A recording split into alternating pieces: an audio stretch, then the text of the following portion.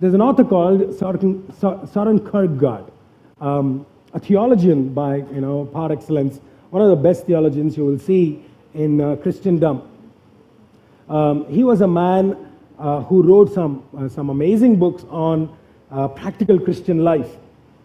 And he says one of his most favorite books, well, it is the most favorite book of New Testament for him is James, the book of James, because it emphasizes on practical Christianity. It emphasizes on stop talking all metaphysical terms, stop talking your Christian walk in metaphysical terms and bring it to walk. Don't just keep your faith more as a talking term. Don't keep your faith more like a just there in the thoughts. Your Christianity should be shown in your daily life.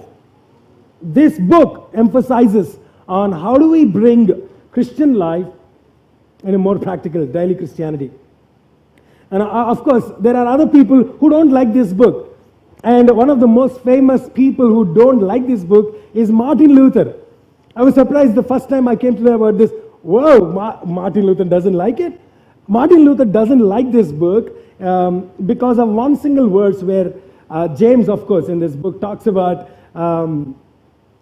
faith cannot be just by words because even devil believes in God. And so James says your faith must be shown in your actions in chapter 2. So faith without deeds is useless.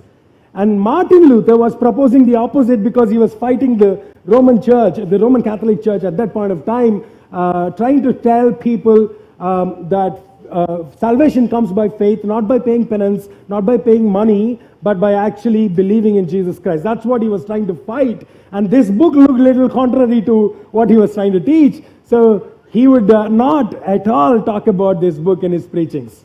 So it was his least favorite book in the Bible. So you have some people who love this book like me, and there are some people who we respect but they don't like this book because it's too practical. It teaches you that faith cannot be just in thought and in your heart. It has to be shown in your action. Otherwise you're not a Christian. So the entire book, we did 16 messages out of this series. If you I don't know if we have it on videos on our YouTube channel. I'm sure we have it on our podcast. If you can find that, the entire series called Manual. We did a series called Manual, and you may want to listen to the series. We are not going to speak on all that. This time, we are going to focus on one single word that James continues to use within this book 5 times. In fact, he used it 8 times, but to point out to 5 different things, which he calls the signs of maturity. So we're going to talk about what real maturity looks like from the book of James. And according to James, there are 5 signs that every Christian must exhibit in order to show that he's actually growing. In 5 signs that if you see them in a Christian, you know that this person is a mature Christian.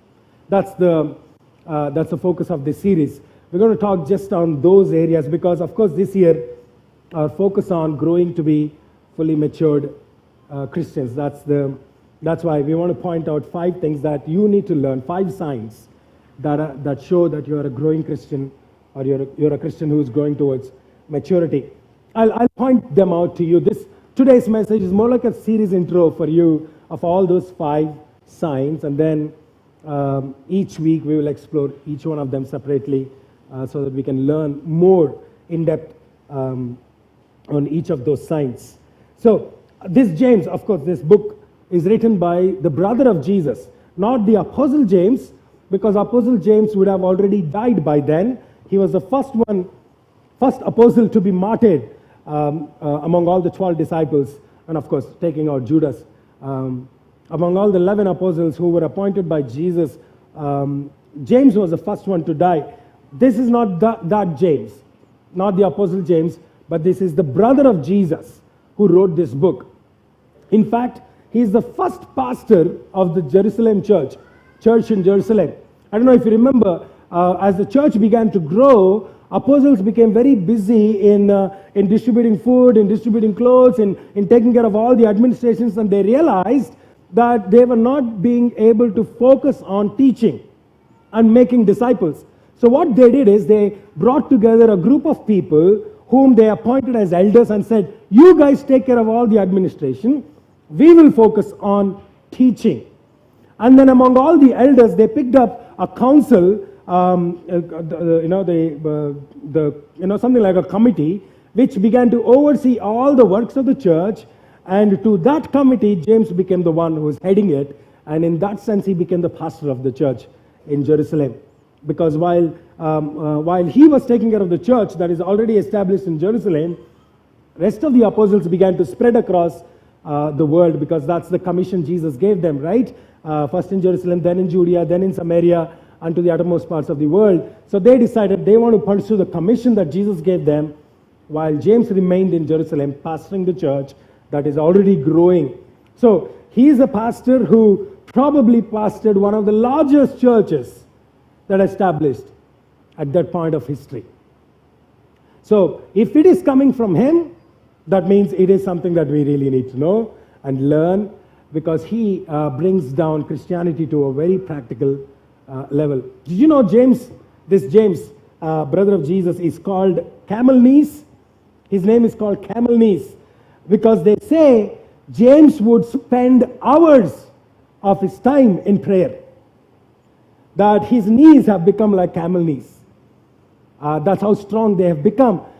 He's a man of prayer. That's why even the book of James, and when he concludes with prayer by teaching us the effectiveness of your Christian life is born out of your knees. That's how he concludes, right? The fervent prayer of a righteous man is effective and powerful. That's what he says towards the end, because he believes in that. He believes that no Christian can wage his battle, no Christian can live his life on the earth according to God without bending down on his knees and praying.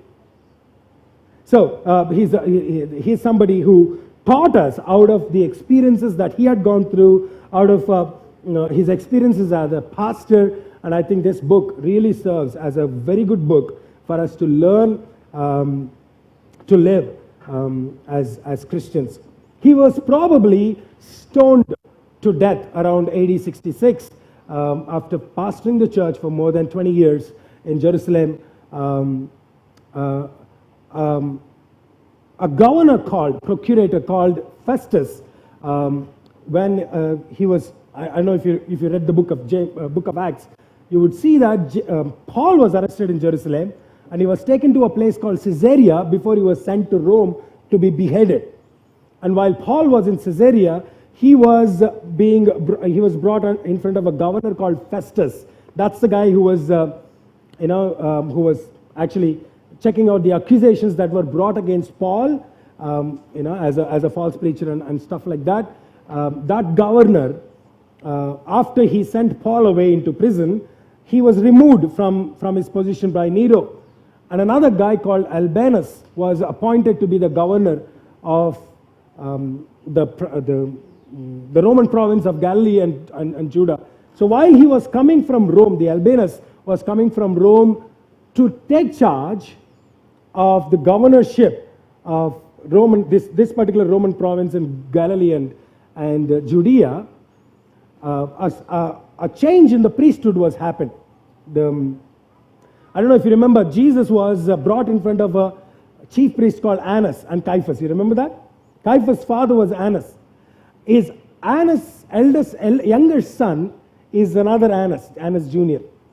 That guy became the high priest of Jerusalem, and he was dead against Christians. At least Caiaphas mellowed down after the crucifixion of Jesus Christ.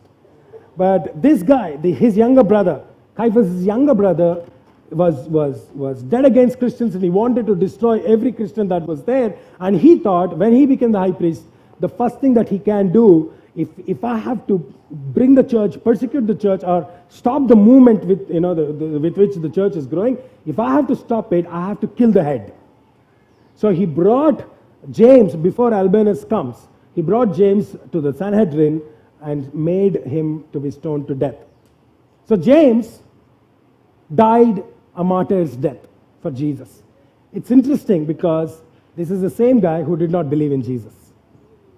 When Jesus was on the earth, James and his brothers, that is after Jesus, they probably were born. James was probably the eldest one after Jesus. James and rest of the group did not believe in Jesus. They even called him a mad fellow. I don't know if you remember, when you read in Mark, the book of Mark and book of Matthew, you would see while Jesus was on the earth and everybody was following him, when Jesus was around Nazareth, his own family disowned Jesus. Because everybody was asking these questions. Isn't he the carpenter's son, the Joseph's son? Isn't he the carpenter? Things like that. James and rest of his brothers disowned Jesus because they don't want to be identified with a madman. It's the same James who rejected Jesus once has accepted Jesus after the resurrection of Jesus Christ, which Paul talks about in 1 Corinthians. He says the Lord's brother James began to believe and follow Jesus after Jesus rose from the dead. And the same person who once rejected Christ has now accepted Christ and has become such a great believer in Jesus that he was ready to die, to be stoned to death for the faith that he had in Jesus Christ. That's the transformation Jesus can bring. That's the transformation he experienced. And that's the guy who's teaching us this book on how to be mature as a Christian. Without a doubt, the world needs mature people.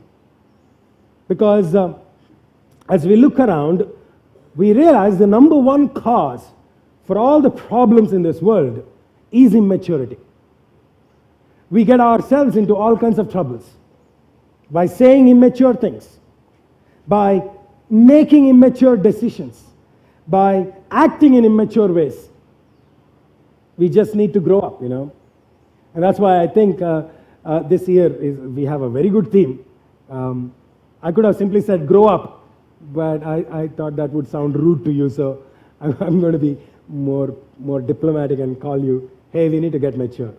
We need to grow as Christians. God's will for every one of us is that we grow up. Hebrews chapter 6, verse 1 says this: let us go on to maturity. He talks about how some Christians still remain as milk-drinking babies. They want every week, they want the same message. Every week they want to come on a Sunday morning and have the pastor pamper them or the preacher pamper them with nice-looking words and soothing words, and that's all they want. They don't want anything else. Every week the same repetition. You want to feel good when you come to church, when you come into a fellowship. You want to feel good even when you open the Bible and read the Bible. That's all. That means you're still drinking milk. The author of Hebrews points out to Christians like that and says, no, you got to grow up, man. You got to. That's still infant. Imagine if your baby, after you give birth to this baby, and we expect them to leave drinking milk by the end of 1 year, at least 1 year. I know we hope that they would stop drinking milk and start on solid food even before that. But if your child does not stop weaning after 1 year too, you've got a problem in your hand. And imagine if the child is growing 1 year after year, 1 year, 2 years, 3 years, 4 years, and the child still is drinking milk. What are you going to say? You got a problem, right? You got a big problem in your hand. Last night I was at a pastor's home in Kakinada, and before I started traveling back to Hyderabad, and I just got like 1 hour window time to sit with him, and we were talking about one of his child who never grew up. They said our hearts broke when we began to see our child is growing by age, but never learned even to get up from his bed. And we would pray and beg God, at least let him get up. That's all we want. We don't want to see him dragging himself on the floor. It breaks our heart every time we see him. 6 years. He was 6 years old when he first time stood up. They said our prayer was just that. Make him stand up. That's all we need. He wouldn't talk. He wouldn't respond to anything. He would understand what mom and dad are saying, but he won't talk back. He would just not even utter a word. And they said they would pray every day that God would do a miracle in his life. And the first time I saw, pastor's wife was talking to me, and she said, the first time I saw that my child actually reached up and held the beds, the rod on the bed, we knew God is doing a miracle now. And then slowly he began to get up. Now he's 20 years old, by the way, but he's through speech therapy and all this stuff, he has grown up so much. He picked up a lot in his journey, and she was talking about how he's more smarter than anybody else in our home. That he now plays shuttle, he's every day goes to the club and plays shuttle badminton. Imagine a guy who could not walk and has gone. Well, what would have gone through their first 6 years of their, of that boy's life? Sometimes I think, I realized as I was coming back and flying back to Hyderabad, I began to think about this morning's message, and I realized that's probably what God feels like in those 6 years, how that mother and father felt. That's probably how God feels like when he looks at some of us. That we just don't want to grow up. We just are satisfied with a little life, just a touch with God. That's enough for me. As long as I'm going to heaven, that's all for me. Kind of Christianity. He does want us to grow up. In fact, God says in Hebrews chapter 6 verse 1, grow up. In fact, that's one of our purposes as a church, is that every one of you grow spiritually, emotionally, mentally, in every way, and have a balanced Christian life.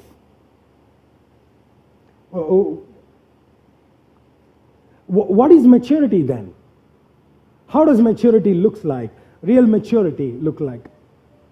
Today we're going to talk about the marks of a mature man, and each mark we will look at from next week separately, but I just want to point them out. Before I talk about marks of a mature man, I want to talk about what maturity is not, because I think that needs to be settled first. Okay, can I do that? Number one, maturity is not age. Maturity is not age. It has nothing to do with how long you have lived or how long you have been a Christian. Maturity has nothing to do with our age. You can be a Christian for last 50 years and not be mature at all. You can have a bumper sticker on your car saying that I may, something like this. You may not say that, but you may have a bumper sticker like this at the back of your car saying, I may be getting older, but I refuse to grow up. That's how some Christians live. I may be getting older as a Christian, I'm refusing to grow up. Age does not mean you're mature. Maturity has nothing to do with your age. Granted that God wants us, as we grow older by our age, that God does want us to grow mature in our spiritual walk. That's God's desire for us. But that's not always the case. So don't identify maturity with age. Number two, maturity is not appearance. Maturity is not appearance. Some people just look mature. I think that should suffice. That the way they dress up, the way they look, may make us feel less spiritual than them. I can give you a guarantee that some of us are probably far more ahead in our walk with God than the people who look mature. Okay? I know there are some people who refuse to come back to our church just because I don't wear a white shirt and a black pant. Trust me, it is true. I'm telling you the truth. Imagine that same person walking today and seeing me like this. Our appearance does not make us mature at all. So, they may look more spiritual than the rest of us. They look kind of dignified. They look like they're holy. I understand for the rest of us it's just a tough luck, but maturity has nothing to do with your appearance. Number 3, maturity has nothing to do with your achievement. It has nothing to do with your achievement. By what your accomplishments does not show that you're mature. You can accomplish a lot and still be very immature. You see, some of us could be skillful in certain areas of our profession. We could be extremely good web designer. We could be extremely good banker. We could be extremely good doctor. It doesn't matter. We could be extremely skillful in what we do in our professional life and still be immature emotionally and spiritually. That is possible. No matter how high you go because of the skill that you have, no matter how much you accomplish because of by the virtue of being very skillful with what you have in your hand, if you don't consciously work towards your growth as a spiritual person, you're not mature. So what you accomplish does not make you immature. You can accomplish a lot and still be very immature. You don't have to be mature to make millions, isn't it? Anybody can make money. If you want to bend the rules, if you're ready to bend the rules, if you don't want to play by the rule book, you can still make money. There are people who do that, and we know there are a lot of people around us like that, and no maturity at all.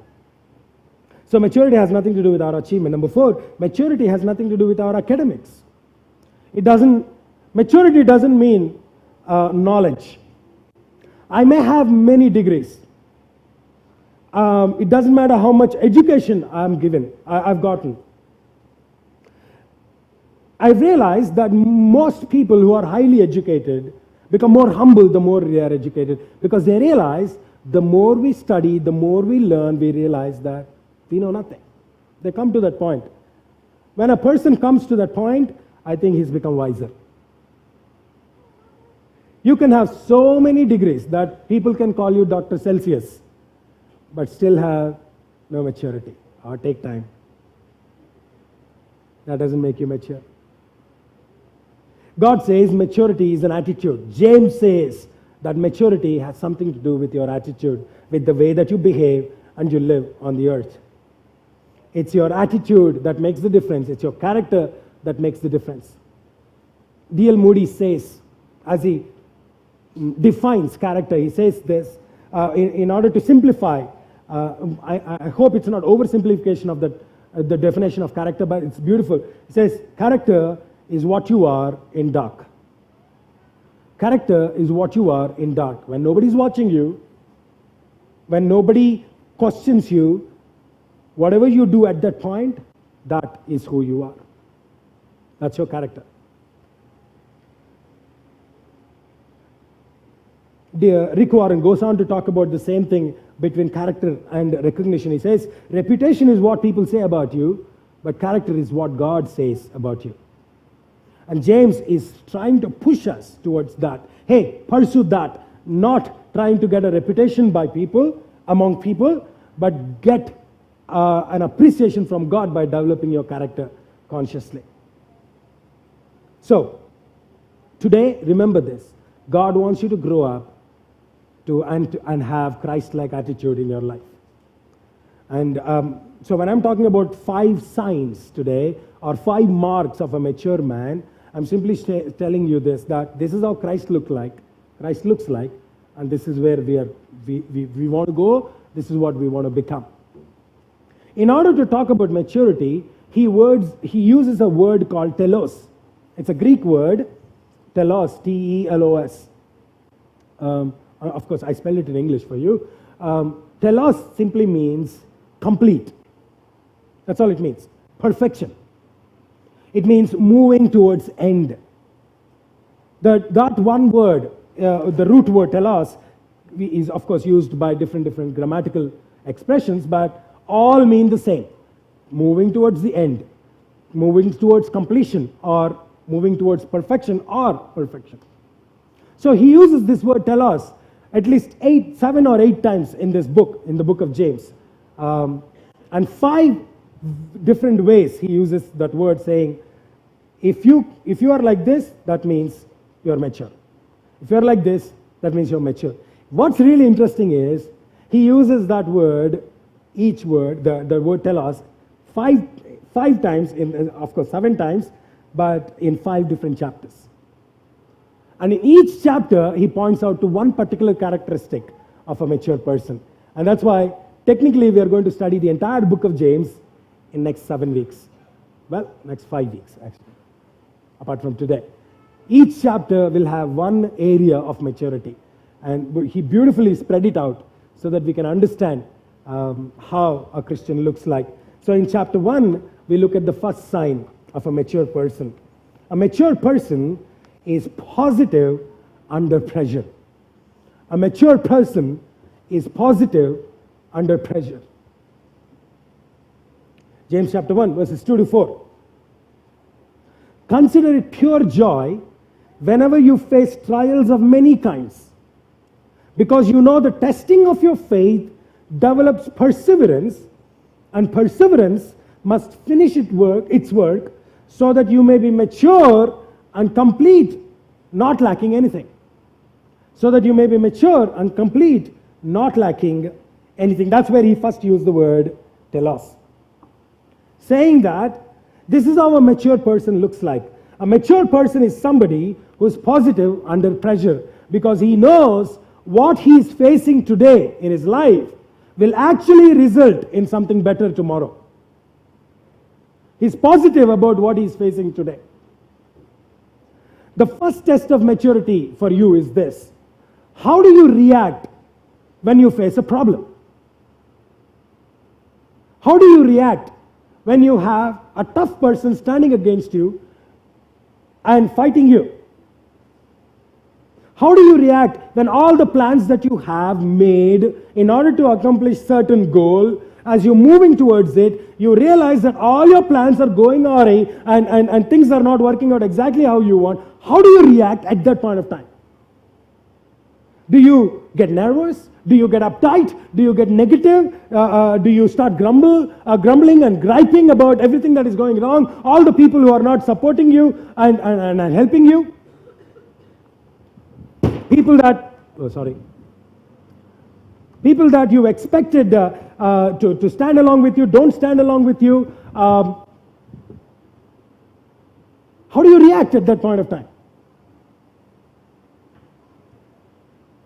Do you begin to pray prayers which begin to sound more like expressions of bitterness, or more like prayers that say, God, I know things are not going right, things are not going exactly as I planned, but I trust that you got things in your hand. I don't like what's happening, but I do know you got my life in your hand. How do you sound when you pray during the time of your problems, the toughest problems? Christianity is life. It's not a religion. It's the way. It's a way of life. Jesus said, I've come to you so that you might have life, not a religion. So on this earth, when you live, life means problem. And part of life means solving those problems, facing them with right attitude. I keep telling this from this pulpit, that life is unfair. Let's just accept that fact. That life on the earth is unfair because of the presence of evil in this world. So things don't go always exactly how we planned them to go. And sometimes we feel frustrated, we feel disappointed, we feel disillusioned, because we hoped that God would do certain things and God did not do exactly how we wanted him to do. That we hoped that people would stand along with us and support us, but they wouldn't do that. But that's understandable. That's how life is. James is telling us that's how life is going to look like. Don't have some other illusions that after you become a Christian, that everything will change, the whole world will become like a fairy tale world, you know. It is not going to be like that. The world is still going to be the same. You are the one who's changed. So therefore, behave like you have changed.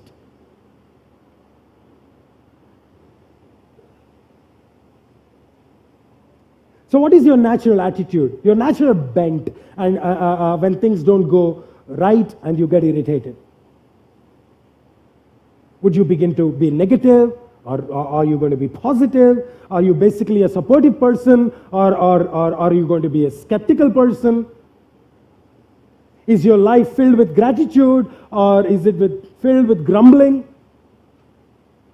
Or are you more affirmative as a person, or more angry all the time against everything that is going on? The problem is, some of us will bring those frustrations on the people that we love the most, onto them and throw them. I'll come to that in the third point, but let me just pause there and just give you an appetizer on that. And that affects our relationships. James says in chapter 1, verses 12, we'll come back to chapter 1 by the next Sunday. So we're going to do a little more in-depth study of this chapter. But let me just point that out to you. Blessed is the man who perseveres under trial. Because when he has, can I have my, I don't have my unit monitor. Something's wrong. Blessed is the man who perseveres under trial. Because when he has stood the test, he will receive the crown of life that God has promised to those who love him. So this is what he's saying. James is saying in the previous verses that we have read, he's saying, hey, if you can stand the pressure positively, your character will grow on the earth. Not only that, when you go through your trials positively, and of course it's going to hurt you. Of course it's going to be a little painful. It's not going to be easy journey, but if you can go through that positively, you will have a crown of life at the end. God promises that to you. That's why he calls us blessed people if we are mature, when we stand up against problems. You can be great in the knowledge of the Bible, but be cantankerous when things go wrong. So are you positive under pressure? That's number one. Number two, the second mark of a mature person is this. A mature person is sensitive to people. A mature person is sensitive to people. So chapter 2, he explores a different kind of a problem inside the church. There was a problem in that church in Jerusalem. The church is divided, first of all, by ethnicity. You're a Jew, you're a non-Jew. That was a bigger problem. So, and I know, maybe not in Capstone, but in general, churches are divided by ethnicities. And probably in India, the problem goes a little more deeper, and it gets divided more by caste and creed and stuff like that. So the church in Jerusalem had a problem. First of all, it is divided by ethnicity. Then it was divided by ranking. So even if you belong to a Jewish community, the group, you still are treated basically based on who you are in the society and the stature that you have in the society. So he's got a problem. He knows it's a big problem in the church, and a Christian cannot behave like that. So he addresses that problem, that specific problem, in chapter 2. We'll come to that 2 weeks from now and explore it a little more, the problem in depth.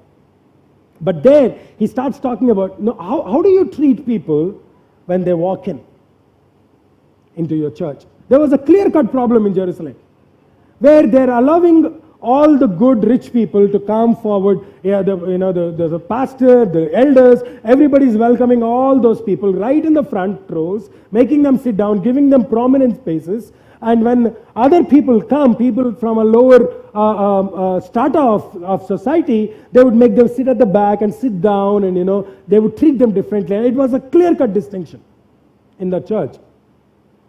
And James addresses that and says, no, that's not how a church should be.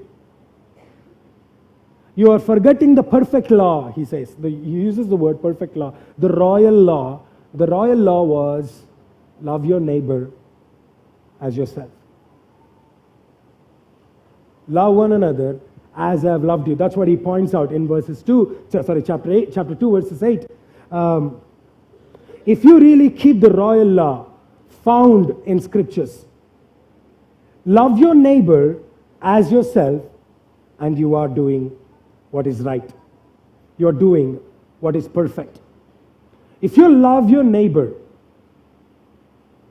as yourself, that's the sign of your maturity, according to him. So a mature person is sensitive to people. He doesn't see just his own needs. He sees others' needs. He understands their hurts. He's not just interested in himself. Now, we know, people, some of us who have children, we know that our children are immature as they grow up. And we know that all their talk revolves around themselves.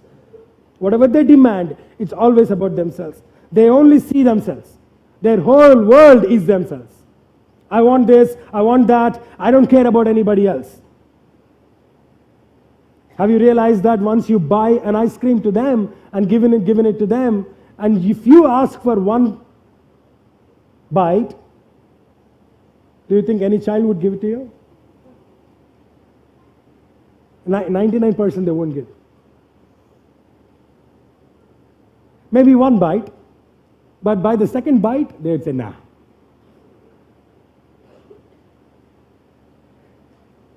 God says love and being interested in others is the mark of a mature person. In fact, James gets a little more specific in between verses 1 to 6. I just want to point out one statement that James says in that chapter. Don't show favoritism. Don't be a snob, he says. I'm using the word Message version. Don't be a snob. Don't look down on people. Don't judge people by appearance. Don't insult people. Don't exploit people. That's very specific. Huh?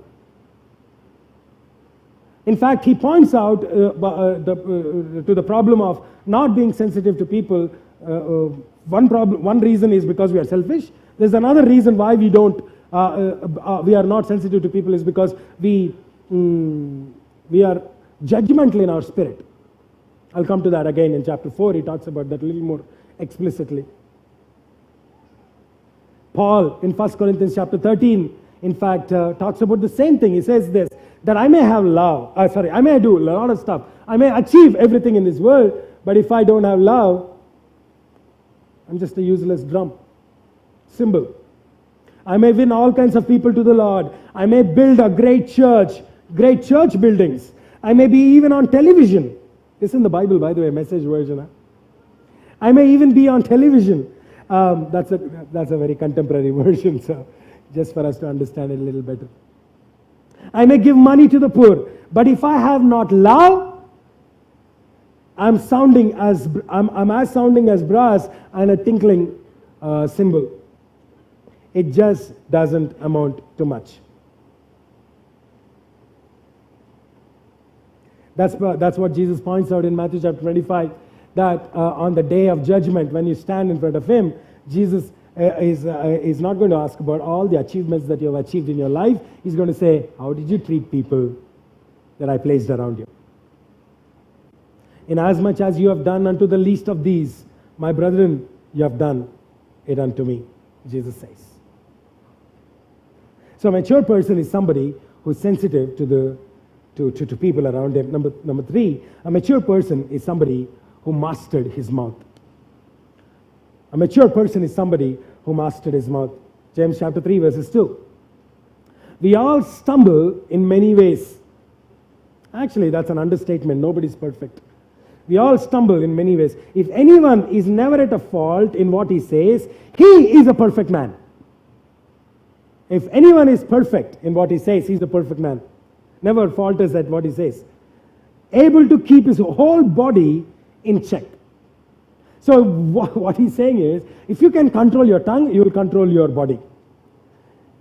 You will control your emotions. You will control your entire life if you can control your tongue.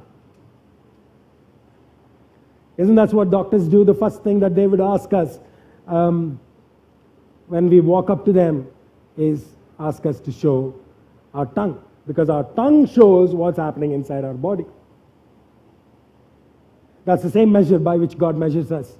By measuring what we say, he knows what our spiritual life is. We can know what your spiritual life is by what you talk, how you talk. World War II had a big saying that says, loose tongues sink ships. Loose tongues sink ships. Basically, loose lips destroy entire lives, entire families. They hurt.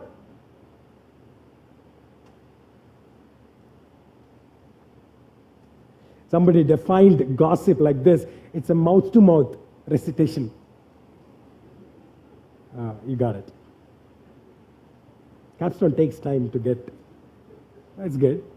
That means you're allowing the words to sink into your head. Hearing something you like about somebody you don't is what gossip is defined as. Did you know that?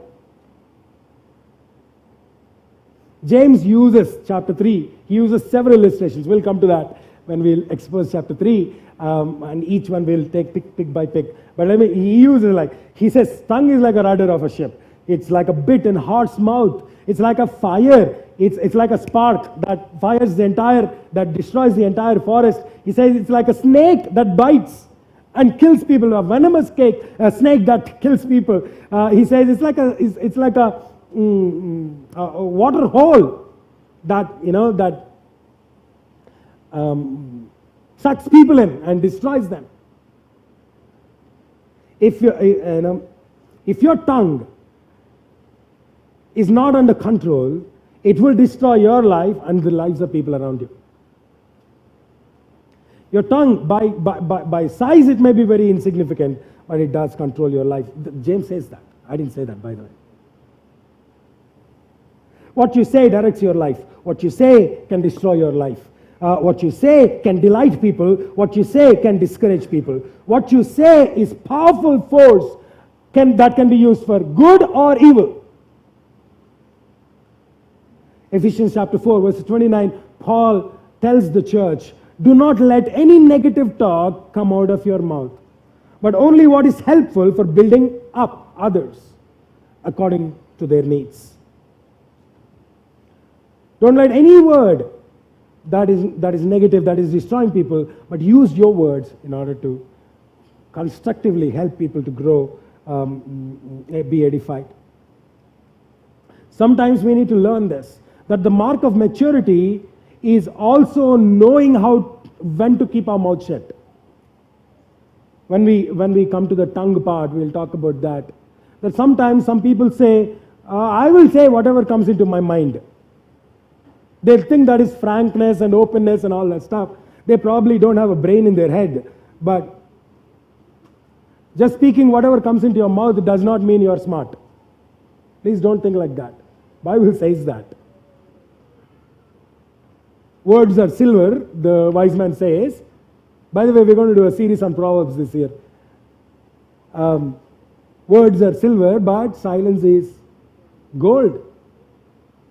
He says silence is much better. You need to know when to keep your mouth shut. That is a mark of maturity.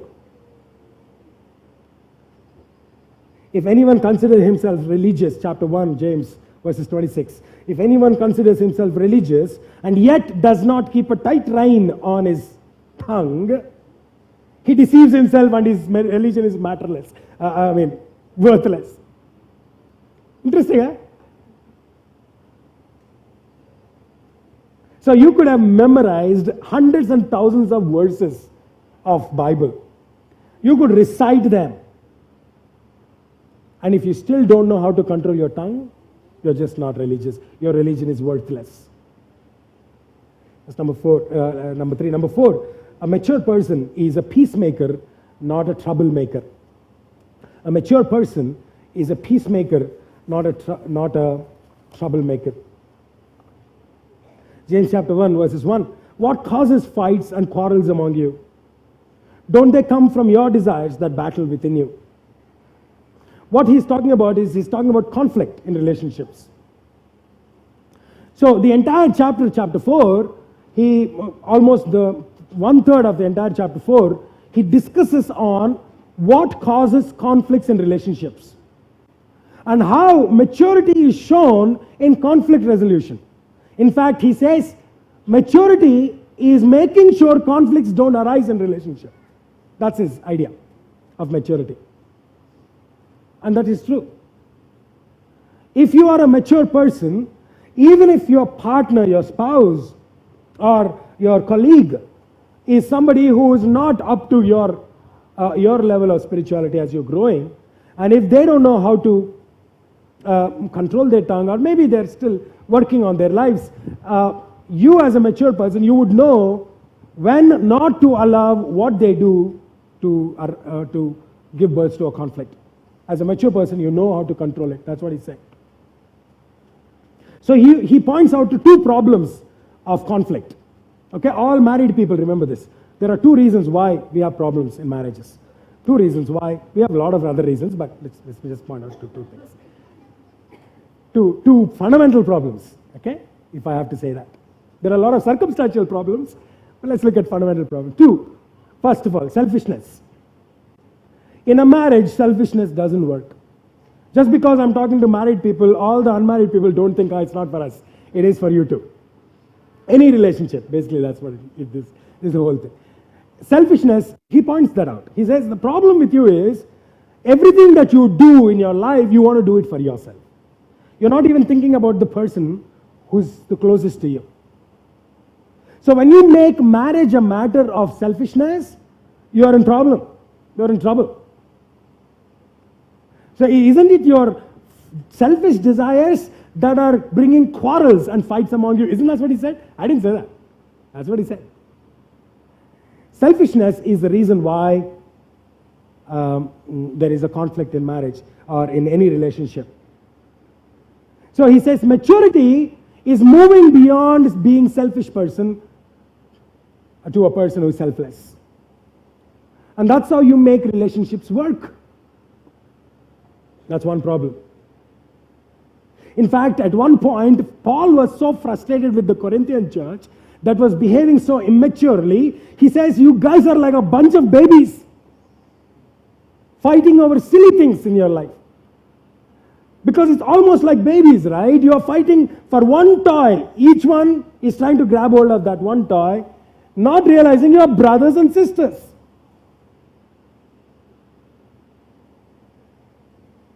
Okay, so being a mature person, you need to learn to avoid conflict and resolve conflict by being selfless. There's a second reason why there is a problem in a relationship, that is called judgmentalism. He says, there's another reason why you guys have a problem. Look at chapter 4, verses 11 and 12.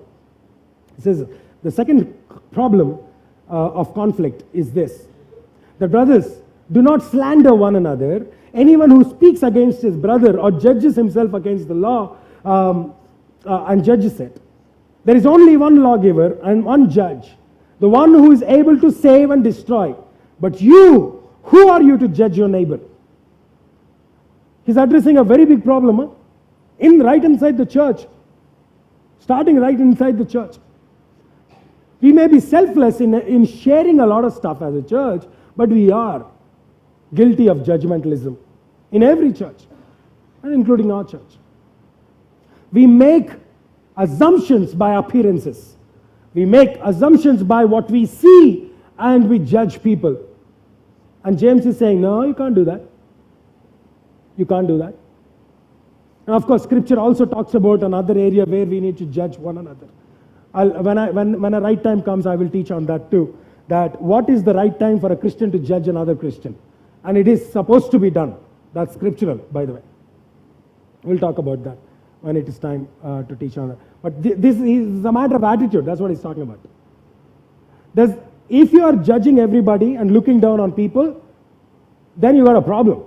And that problem is the one that is causing conflict in your relationship.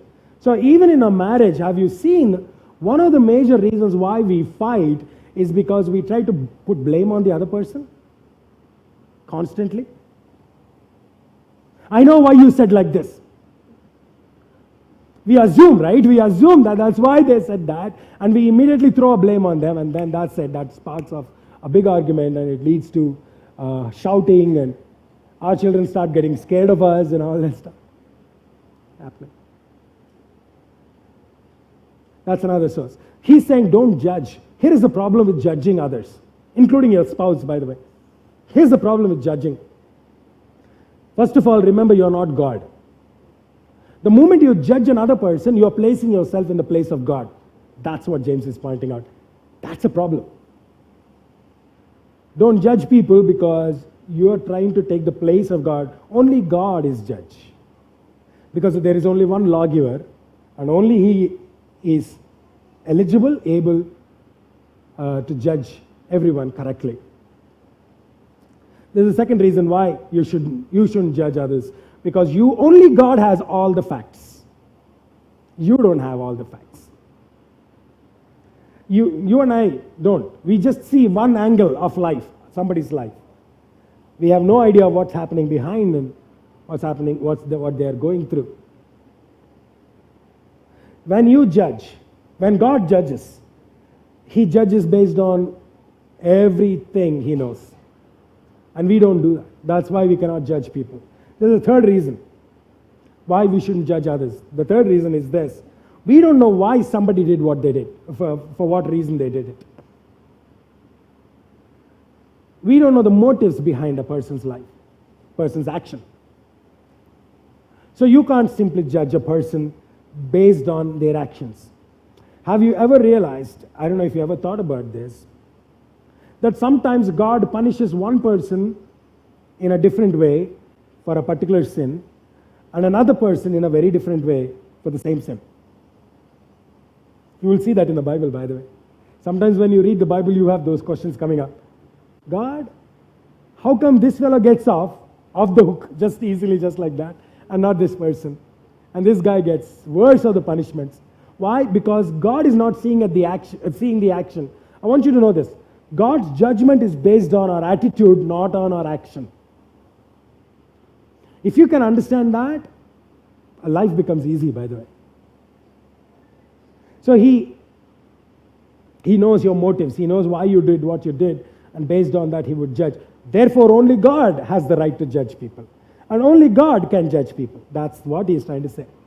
Don't judge people based on that, on what you see, but leave that to God. Let God do that. If you learn to do that, then conflicts come down automatically. Number 5, a mature person is patient and prayerful. A mature person is patient and prayerful. Chapter 5. I'm going to read two different verses, verses 7 and verses 11. It says, "Be patient then, my brothers, until the Lord's coming." So He's saying you got to be patient for a long time. That's what He means. Jesus is coming. You don't know when He's coming. It could be a long time. So therefore, be patient until the Lord's coming. As you know, we consider blessed those who persevere. In verses 11, that's how He ends verses 11. As we know, we consider those blessed those who persevere.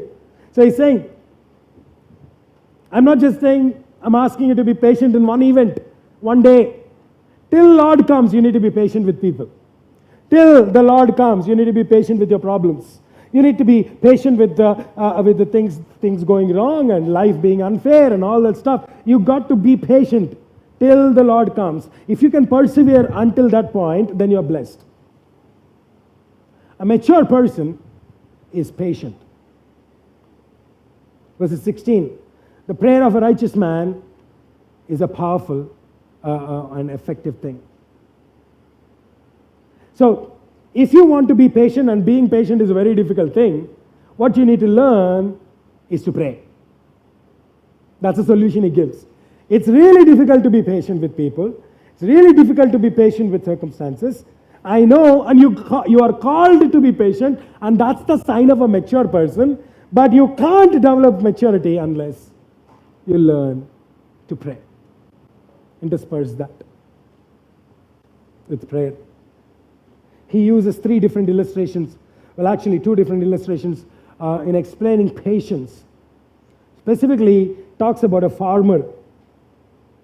If you want to learn patience, look at a farmer. And he will teach you how to be patient. Some of us who have come from rural backgrounds, and if you have a father who is a farmer, you would know what James is trying to point out. It's one of those professions, one of those areas of vocations of life that requires a lot of patience.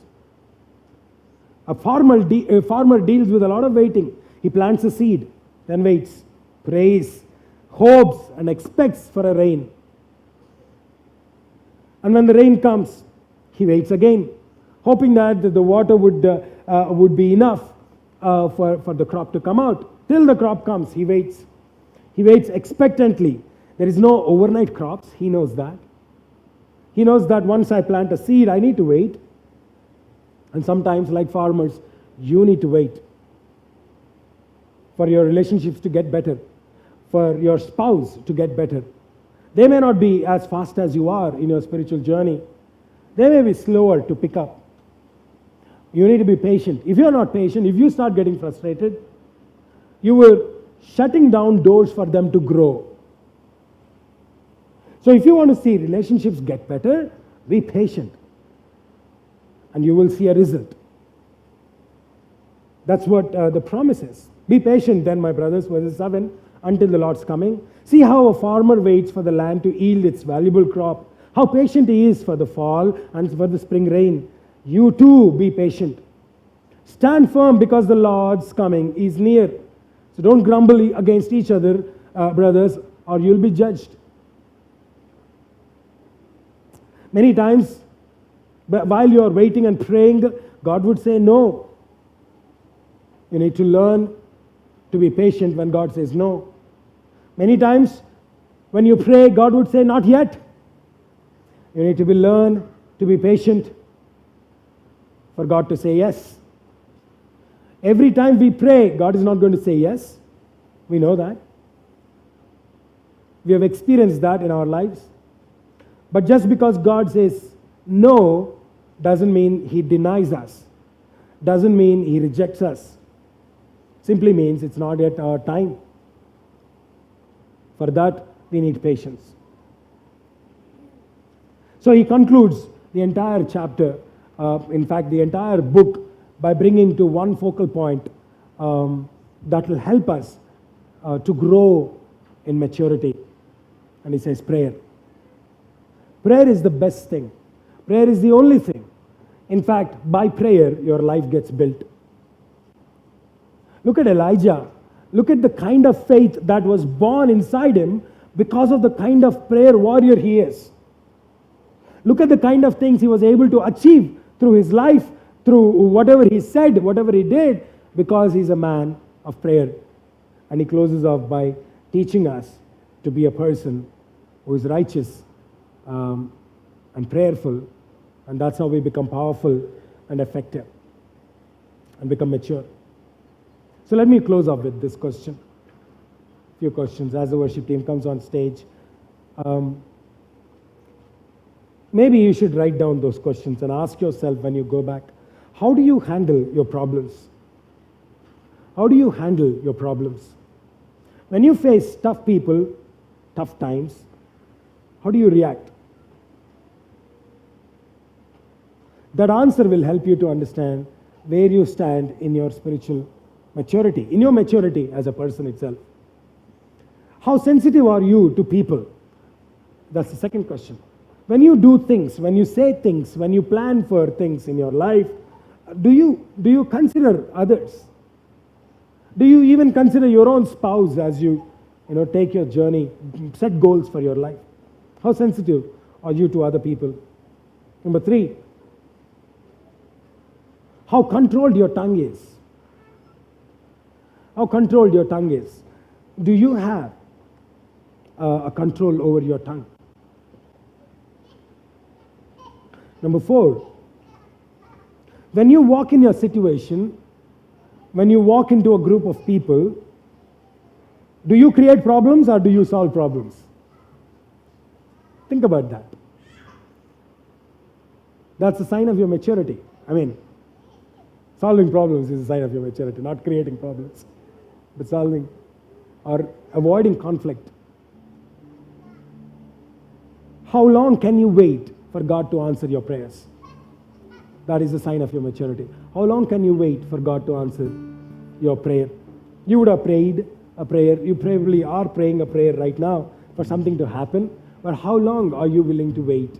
And that is the mark of your maturity. So when you look at this, ask these questions. Each week I'm going to come back to these questions. Each week I'm going to ask you to rate yourself in your walk, in your Christian walk. 1, 0 being completely immature, 10 being completely mature, fully mature Christian. If I ask you to rate yourself, where are you there in those areas? I'll keep coming back to you. Each week I want to see whether you're consciously working towards that growth. All right? If you know that you lack in those areas, and you know that you need to work on those areas of your life, God is willing to help you. And in fact, that's one of the reasons why we are doing this series, because God does want to help you. Ask Him to help you, and He will. Let's close our eyes.